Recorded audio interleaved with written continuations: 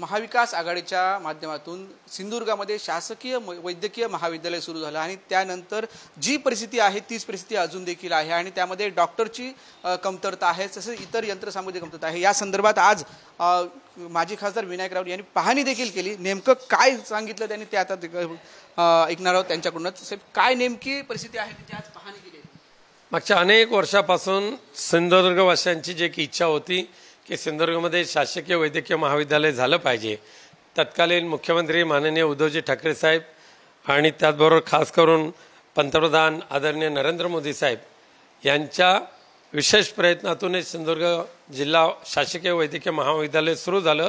आज चौथी ही जी आहे बॅच ही त्या ठिकाणी वैद्यकीय महाविद्यालयाचं शिक्षण घेते। पहिली 2 वर्ष चांगली चालली, पण दुर्दैवाने मागच्या 2 वर्षामध्ये ह्या शासकीय वैद्यकीय महाविद्यालय बंद कसं पडेल या दृष्टिकोनातून सध्याच्या सिंधुदुर्ग जिल्ह्यातल्या राज्यकर्त्यांचं प्रयत्न चालू झालेले आहेत। म्हणजे स्वतःचं असलेलं वैद्यकीय महाविद्यालय चालावं आणि शासकीय वैद्यकीय महाविद्यालय मात्र बंद पडावं या दृष्टिकोनातून इथले खासदार, इथले पालकमंत्री, इथले आमदार हे प्रयत्न करतायत का, अशा पद्धतीची शंका आज आमच्या मनामध्ये निर्माण झालेली आहे।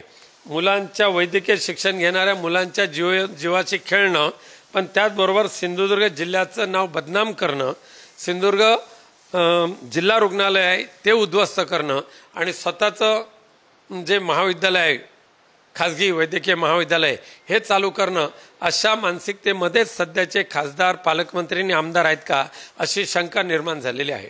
कॅमेरामॅन अमेश सुर्वेसह उमेश बुचडे, पुढारी न्यूज, सिंधुदुर्ग।